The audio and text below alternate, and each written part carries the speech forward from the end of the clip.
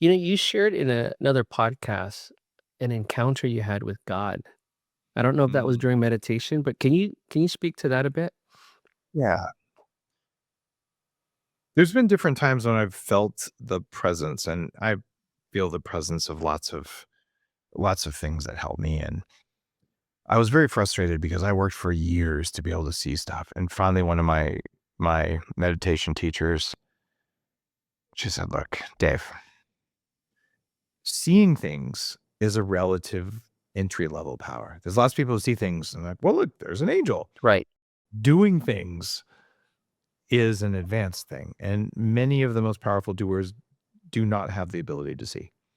So they just ask someone who can see, what do you see? And then you work as a team. In fact, all advanced spiritual work. Actually, is that true? No. The vast majority of advanced spiritual work, you do it with your mighty companions, with other people on the path. That's why you build community the way you do, because you cannot do some of this stuff by yourself. Right. Like the next level will not unlock unless you have the people next to you on your team, Mhm. right? So I'm getting distracted on the value of community. You were asking me a detail about God. So I worked really hard on this, and I can sense when there are things around. And I learned that because people who do see things, they kept describing the same things, even though they didn't talk to each other. So that appears scientific. If three people say, there's a glowing clown face above me and they don't know each other, maybe I'm just not seeing it, but how else could the three of them say it? Right. Mhm. That's not what they saw, but you know what I'm saying? Like Yeah. that is science. So I did, when I turned 50, I did an Aya ceremony, and in Heavily Meditated, I talk about how I think it is one of the most dangerous, spiritually dangerous psychedelics out there, because if you do not have a proper shaman, ayahuasca, its masculine side will install malware in you. Like Mm. there's an angry jungle presence that wants out, Sure. and there is a divine female presence that will heal. So a shaman sits there, they protect your energy and they let it do its work and they keep the dark stuff out. But when you have an inappropriately trained person, maybe in Austin with, 574 Aya ceremonies and no time in the jungle. Like, okay, maybe you're missing some of the important preparatory steps that are necessary to work with something that has this level of power. Mhm. But I did it with I did it once in my 20s and I've never felt called. And I said, this is the right time. So I did a ceremony that was profound. And then I drove directly from that ceremony to one of, Joe Dispenza's advanced retreats.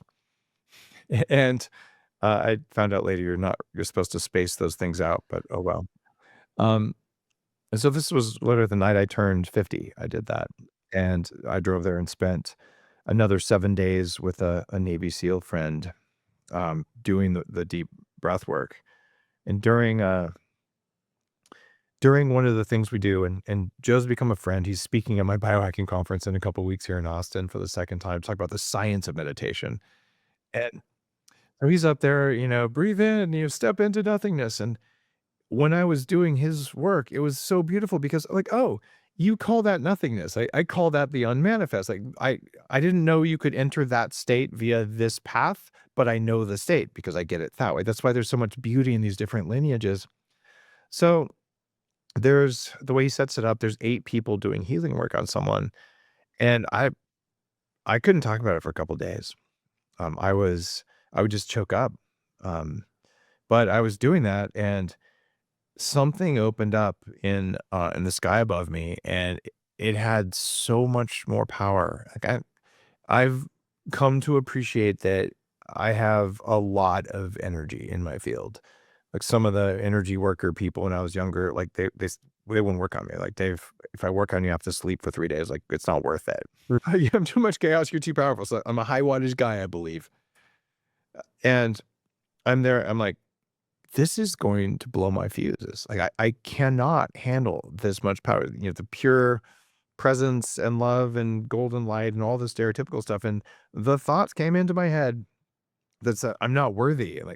So I'm like, I will hold this energy as much as I can."